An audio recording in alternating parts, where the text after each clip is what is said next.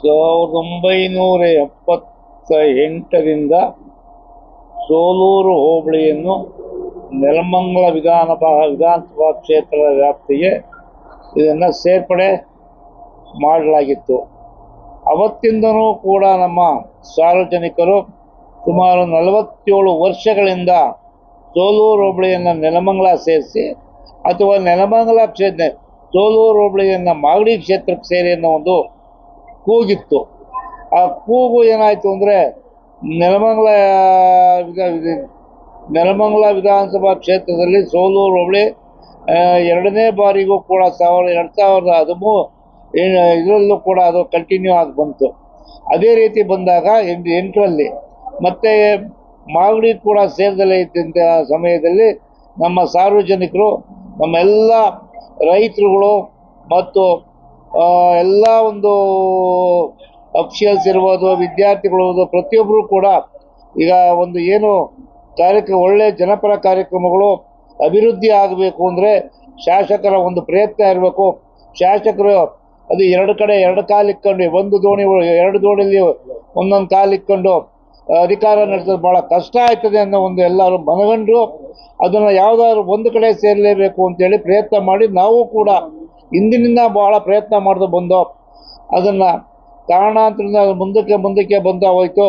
ಈ ಸಾರಿ ಏನು ನಮ್ಮ 2023ರಲ್ಲಿ ನಮ್ಮ ಈ ಕ್ಷೇತ್ರದ ಅಭ್ಯರ್ಥಿಗಳು ಕಾಂಗ್ರೆಸ್ ಪಕ್ಷದ ಅಭ್ಯರ್ಥಿಗಳಾಗಿ ಸ್ಪರ್ಧಿಸಿದ್ದಂಥ ನಮ್ಮ ಎನ್ ಶ್ರೀನಿವಾಸರವ್ರನ್ನ ಪ್ರತಿ ಗ್ರಾಮದಲ್ಲಿ ಹೋದವ್ರನ್ನ ನಮ್ಮನ್ನು ವೋಟ್ ಆಗೋದು ಒಂದು ಕಡೆ, ನಾವು ಕೆಲಸ ಕಾರ್ಯಗಳಿಗೆ ಮತ್ತು ನಮ್ಮ ಎಲ್ಲ ಒಂದು ಅಭಿವೃದ್ಧಿ ಕಾರ್ಯಗಳಿಗೆ ಹೋಗೋದು ಇನ್ನೊಂದು ಕಡೆ ಆಗಿದೆ. ದಯವಿಟ್ಟು ನಮ್ಮನ್ನು ಒಂದು ಕಡೆ ಇಡಿ. ಈಗ ಯಾವುದೇ ಲೋಕಲ್ ಬಾಡಿ ಎಲೆಕ್ಷನ್ ಇರ್ಬೋದು, VSSN, MPCS ಆ ಥರದ ಪ್ರತಿಯೊಂದು ಚುನಾವಣೆಗಳಿರ್ಬೋದು, ಈ ಕಡೆ ಒಂದು ಕಡೆ ರಾಮನಗರ ಜಿಲ್ಲೆ, ಒಂದು ಕಡೆ ಬೆಂಗಳೂರು ಗ್ರಾಮಾಂತರ ಜಿಲ್ಲೆ, ಇದು ತುಂಬ ತೊಂದರೆ ಇದೆ. ಯಾರು ನಮಗೆ ಸ್ಪಂದಿಸಲ್ಲ. ಅಲ್ಲಿರೋ ಶಾಸಕರು ಕೂಡ ನಮ್ಮನ್ನು ಗುರುತಿಸ್ತಾರೆ, ಆದರೆ ಸ್ಪಂದಿಸೋದು ಭಾಳ ಕಡಿಮೆ ಆಗಿದೆ. ಯಾಕೆಂದರೆ ಅವ್ರಿಗೆ ವೋಟ್ ಹಾಕೋ ಜನ ನಾವಲ್ಲ ಅಂತ ಒಂದು ಜನರಿಗೆ ಮನವರಿಕೆಯಾಗಿ ಇದನ್ನು ನೀವು ದಯವಿಟ್ಟು ನೆಲಮಂಗಲಕ್ಕೆ ಸೇರಿಸ್ತೀವಿ ಅಂತ ಹೇಳಿ ನೀವು ಮಾತು ಕೊಟ್ಟರೆ ನಾವು ಹೆಚ್ಚಿನ ನಿಮಗೆ ಒಂದು ಲೀಡನ್ನು, ನಿಮಗೆ ಹೆಚ್ಚಿನ ಒಂದು ಅದನ್ನು ಕೊಡ್ತೀವಿ ಅಂತೇಳಿ ಜನರು ಒಂದು ಮಾತು ಕೊಟ್ಟಿದ್ರು. ಅದೇ ರೀತಿ ಈ ಕ್ಷೇತ್ರದ ಜನಪ್ರಿಯ ಶಾಸಕರು, ಅಭಿವೃದ್ಧಿ ಹರಿಕಾರರು, ಸ್ವಚ್ಛ ದಿಟ್ಟ ನೇರ ರಾಜಕಾರಣಿಯಾದ ನಮ್ಮ ಎನ್ ಶ್ರೀನಿವಾಸರವರು ಈ ಕ್ಷೇತ್ರದ ನಮ್ಮ ಏನು ತುಂಬ ಪ್ರಯತ್ನ ಮಾಡಿ ನಮಗೆ ಯಾವ್ಯಾವ ರೀತಿ ಈಗ ಏನು 6 ಪಂಚಾಯತಿಯವರು ಕೂಡ ಒಕ್ಕಲಿನಿಂದ ಯಾವುದೇ ವಿರೋಧವಿಲ್ಲದೆ ರೆಜುಲೇಷನ್ ಮಾಡಿ, ಪಂಚಾಯತಿಯಿಂದ ರೆಜುಲೇಷನ್ ಮಾಡಿ ಜಿಲ್ಲಾಧಿಕಾರಿಗಳು ಕೂಡ ಪಕ್ಷಾತೀತವಾಗಿ ತಗೊಂಡೋಗಿ ಕೊಟ್ಟು ಅವ್ರಿಗೆ ಮನವಿ ಮಾಡಿದ್ದೀವಿ. ಈ ಕೆಲವರು ಹೇಳ್ತಾರೆ ಯಾರೋ ಡೋಂಗಿಗಳು ಹಾಗೆ ಹೀಗೆ ಅದು ಇದು ಅಂತ ಕೆಲವರು ಹೇಳ್ತಾರೆ. ಯಾವ ಡೋಂಗಿತನೂ ಇಲ್ಲ.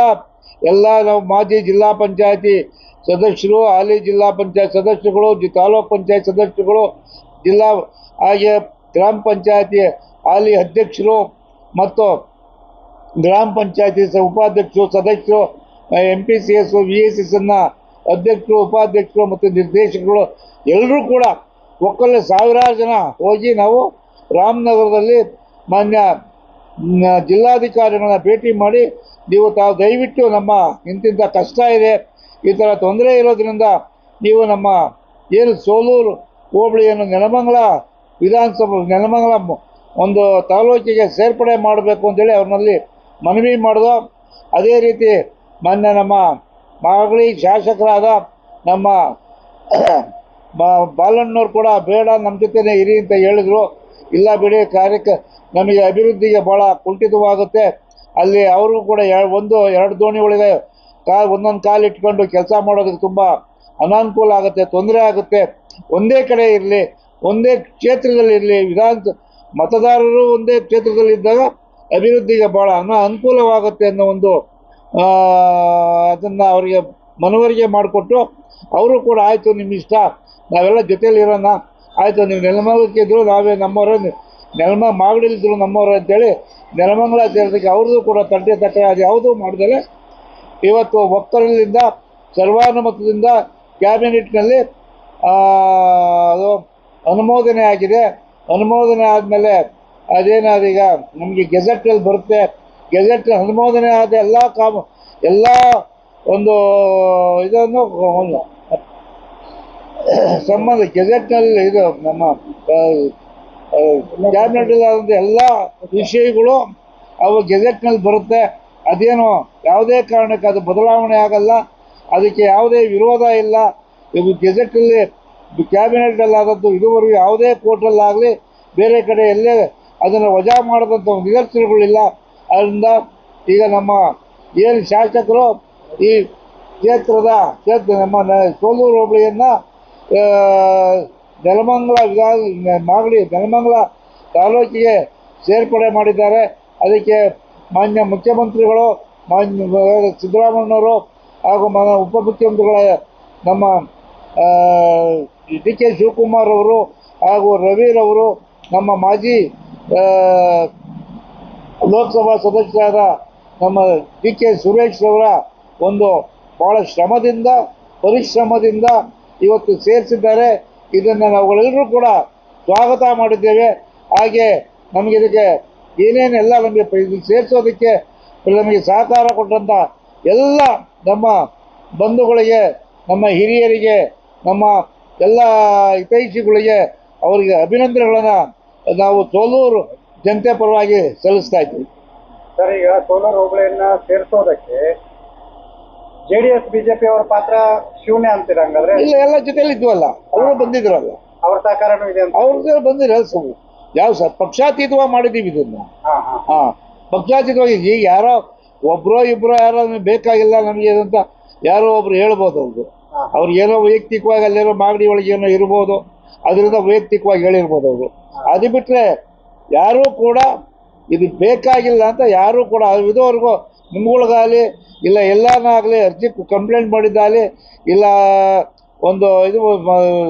ಒಂದೇನೋ ಒಂದು ವಿರೋಧ ಮಾಡಿದ್ದಾಗಲಿ ಎಲ್ಲ ನನ್ನ ತಮಗಮನಕ್ಕೂ ಯಾವ್ದಾನ ಬಂದಿದ್ದು ಯಾವುದು ಇಲ್ಲ ಅಂತ ನನ್ನ ಒಂದು ಅನಿಸಿಕೆ. ಇದರ ಕ್ರೆಡಿಟ್ ಕಾಂಗ್ರೆಸ್ ಪಕ್ಷಕ್ಕೆ ಸೇರ್ಬೇಕಾ ಅಥವಾ ಎಲ್ಲ ಪಕ್ಷಗಳು? ಇಲ್ಲ, ಕಾಂಗ್ರೆಸ್ ಪಕ್ಷಕ್ಕೆ ಸೇರ್ಬೇಕು. ಯಾಕೆ ಎನ್ ಶ್ರೀನಿವಾಸ್ ಅವರಿಗೆ ಸೇರಬೇಕು. ಎನ್ ಶ್ರೀನಿವಾಸ್ ನಾವು 1900 ನಾನು ರಾಜಕಾರಣಕ್ಕೆ ಬಂದು 1975 ಇಸ್ವಿಯಲ್ಲಿ ರಾಜಕಾರಣಕ್ಕೆ ಬಂದವರು. 78ನೇ ಇಸ್ವಿನಲ್ಲಿ ಇದು ಡಿಲಿಮಿಟೇಷನ್ ಆಗಿ ಸೋಲೂರು ಹೋಬಳಿಯಲ್ಲಿ ನೆಲಮಂಗಲ ವಿಧಾನಸಭಾ ಕ್ಷೇತ್ರಕ್ಕೆ ಸೇರಿಸಿದ್ದು. ಅವತ್ತಿಂದಲೂ ನಾನು 83ರಿಂದ ನಾನು ಓಟ್ ಮತದಾನ ಮಾಡ್ಕೊಂಡು ಬಂದಿದ್ದೀನಿ. ಅಂದಿನಿಂದಲೂ ಕೂಡ ನಮ್ಮ ಸೋಲೂರು ಹೋಬಳಿಯನ್ನು ನೆಲಮಂಗಲ ಸೇರಿಸೋದಕ್ಕೆ ಅವತ್ತಿಂದಲೂ ಕೂಡ ಏನು 89 ನಮ್ಮ ಅಂಜನಾಮೂರ್ತಿಯವರಿದ್ರು, ಅವತ್ತು ಪ್ರಯತ್ನ ಮಾಡಿದ್ದು. ಡಾಕ್ಟರ್ ಎಂ ವೀರಪ್ಪ ಇವ್ರ ಕಾಲದಲ್ಲೂ ಕೂಡ ಪ್ರಯತ್ನ ಮಾಡಿದ್ದು. ಎಲ್ಲರೂ ಸಹ ಪ್ರಯತ್ನ ಮಾಡ್ಕೊಂಬಂದರು. ಅದು ಕಾರಣಾಂತರದಿಂದ ಅದು ಮುಂದೆ ಹೋಗಿತ್ತದು.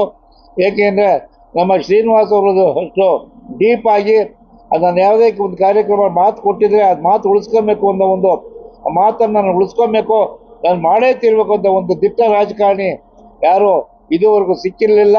ಆ ದಿಟ್ಟ ರಾಜಕಾರಣಿ ಇವಾಗ ನಮ್ಮ ನೆಲಮಂಗಲ ವಿಧಾನಸಭಾ ಕ್ಷೇತ್ರಕ್ಕೆ ಸಿಕ್ಕಿರೋದ್ರಿಂದ ಈ ಒಂದು ಪ್ರಕ್ರಿಯೆ ಬಹಳ ಸುಲಲಿತವಾಗಿ ನಡೆದಿದೆ.